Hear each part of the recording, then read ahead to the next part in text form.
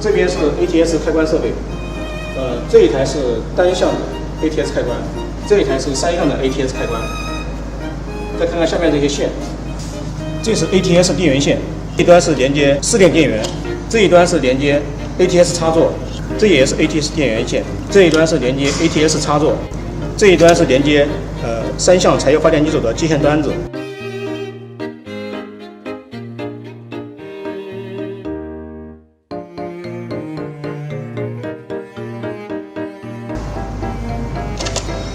这是 ATS 通信线，是4电电源充电线。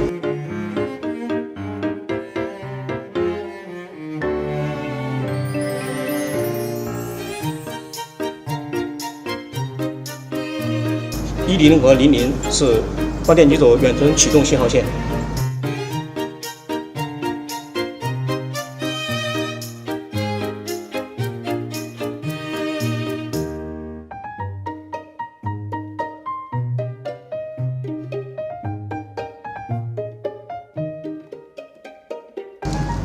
这是 ATS 电源线，这一端是连接单向4电电源，这一端是连接 ATS 单向插座，这也是 ATS 电源线，这一端是连接单向柴油发电机组，这一端是连接 ATS 单向插座。这是 ATS 通信线，其中线号55、58是连接 ATS 电源充电线。10跟00是用于发电机组远程启动信号线。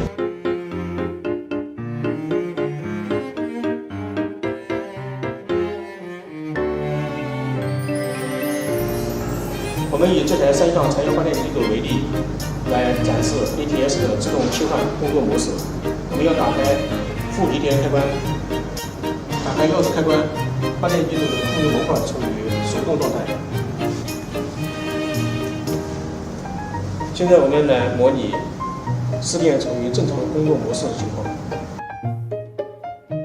接下来，我们把发电机组的控制模块调整到自动模式。核闸。好，现在发电机组已经处于备用状态。现在我们来模拟4电异常断电状态。断电。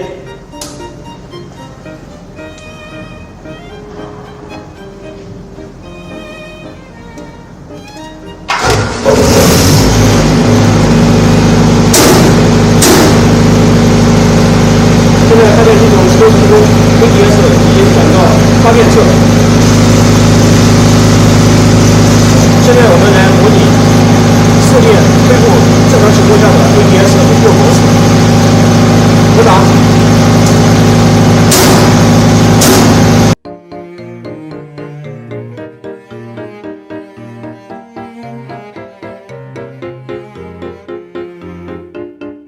4电恢复正常之后，发电机组会自动停机。这台单向的 ATS 柜工作原理与3向的 ATS 柜工作原理是相同的。现在我为大家快速展示一下。分闸。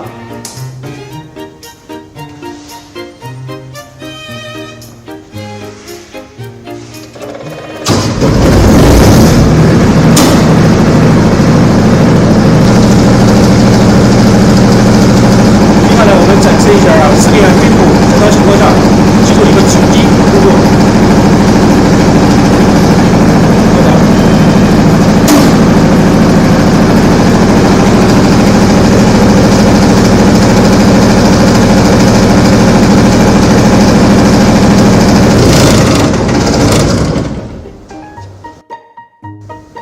好的，现在我们 ATS 工作的模拟展示已经结束了，谢谢大家。